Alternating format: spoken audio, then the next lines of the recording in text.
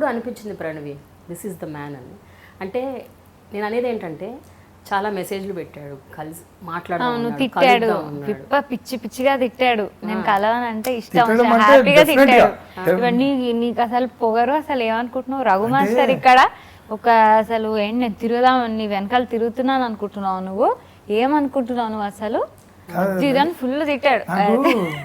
అయితే నేను ఆకాకు మనం చెప్పని బంగారం అయితే అయితే అయితే నేను అనుకున్నా, అమ్మో చాలా ఫ్రస్ట్రేషన్లు ఉన్నాడు, మనం గెలుక్కోకూడదు.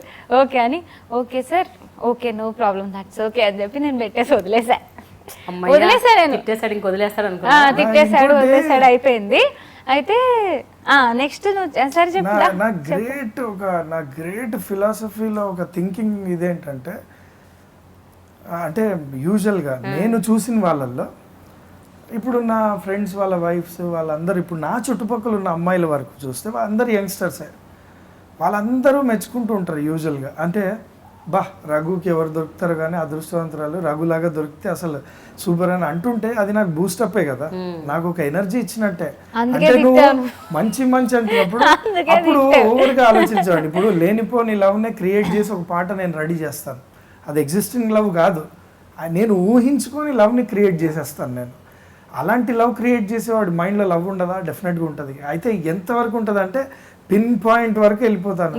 అయితే డెఫినెట్గా నేనేమనుకుంటానంటే ఈ అమ్మాయిలు ఎప్పుడు కూడా ఒక పక్కాగా అసలు తెలియని వాడి వల్లనే పడతారు. కానీ ఎవడైతే నేను మంచి మంచి అని చెప్పుకోడు, కానీ చెప్పుకుందామని ట్రై చేసినా ఆడికి ఎప్పుడు పడరు, ఆడికి ఎప్పుడు చాలా కష్టంగానే ఉంటుంది. అండ్ ఎవడైతే సాలిడ్గా ఉంటాడో ఆడు ఇలా ఆడుకుంటూ ఉంటాడు, అందుకే వాళ్ళ లైఫ్ చాలా స్వీట్గా ఉంటుంది బుజ్జి, అంత కష్టపడ్డారు కాబట్టి. అంటే బిటరా స్వీటా నేను అన్ను కానీ, బట్ స్టిల్ యూనో ఆ అమ్మాయిలకు ఆ టైంలో ఏం కావాలనేది నాకు తెలీదు. అంటే Raghu love was not easy for you, అంతే కదా? Love was not easy, it was not easy. నిజంగా ప్రణవిని సాధించడానికి చాలా కష్టపడ్డారు. నేను కూడా కష్టపడ్డా. ఇక్కడ ఎవరు అసలు నన్ను ఎందుకు ఎవరు ఇది నా లైఫ్ లో అదొక అచీవ్మెంట్ డెఫినెట్ గా. ఏంటంటే 1 year పెళ్లి చేసుకునే ఎంగేజ్మెంట్ డిసెంబర్లో అయింది. ఆ 1 year జనవరిలో, అదే ఇప్పుడు ఈ మెసేజ్లు ఇవన్నీ అయిపోయిన తర్వాత ఒక 6 నెలలు గ్యాప్ ఇచ్చేసాను.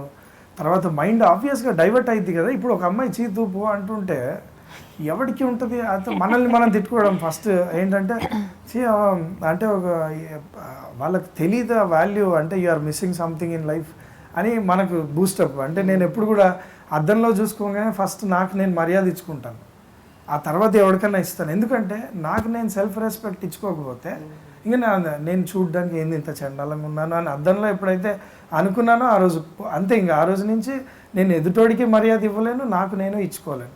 సో నా గ్రేట్ ఫీలింగ్ చూడంగానే నువ్వు సూపర్ అనుకుంటాను నేను. ఆ తర్వాత అయ్యిందా నాకు ఆ ఫీలింగ్. అండ్ 6 నెలలు వదిలేసాను, ఆ తర్వాత మళ్ళీ టచ్ ఏం చేస్తాం, మళ్ళీ ఒక 6 months యూఎస్కి తను ఒక షోస్కి వెళ్ళింది. షోస్కి వెళ్ళిన తర్వాత రామాచారి గారితో వాళ్ళతో వెళ్ళిన తర్వాత ఏ ఇంట్లో అయితే బస చేసిందో ఆ ఇంటికి నేను జస్ట్ హాలిడే కానీ నేను వెళ్ళాను. ఈ అమ్మాయి ఆ రోజే బయలుదేరి వెళ్ళిపోయింది అక్కడి నుంచి. నేను ఆ ఇంటికే వెళ్ళాను. వెళ్తే ఇప్పుడు నాకేం ఫీలింగ్, అబ్బా ఒక్కరోజు ముందు నేను ఉన్నా కూడా కనీసం ఇక్కడైనా కన్విన్స్ చేసేవాడిని, బాగుండేదేమో నాకు అనిపిస్తుంది. సో మిస్ అయింది. సో మధ్యలో ప్రాప్గా ఒక ఫీలింగ్ కూడా వస్తుంటుంది, ఏంటంటే మనకు దక్కది ఎప్పటికీ ఎట్లా అయినా స్లిప్ అయిపోతుంటుంది కదా, ప్రాబ్లం ఉండొచ్చేమో. ఒకసారి మైండ్ అలా వెళ్తుంది, ఒకసారి మైండ్ ఇలా. ఆఖరికి తన దగ్గర నుంచి 2015 జాన్లో మంచి వర్క్లో ఉన్నాను, మెసేజ్ వచ్చింది January 26th happy republic day అని. ర్యాండమ్ చూసి మా ఆయన చాలా రొమాంటిక్ గా ఫీల్ అయ్యాడు. చాలా రొమాంటిక్ అంటే ఇప్పుడు అసలు సంబంధమే లేదు. అసలు నువ్వు వద్దురా బాబు అనే అమ్మాయి తోటి దగ్గర నుంచి ఒక్క మెసేజ్ రావడం ఏమైపోయిందంటే, అది whether it may be happy republic day, happy Vinayaka Chavithi, ఏదైనా అదొక అంటే సైన్ అనిపించింది నాకు. అమ్మాయి సైడ్ నుంచి ఒక చిన్న స్టార్ట్ అయింది, so that I can move అన్నట్టు.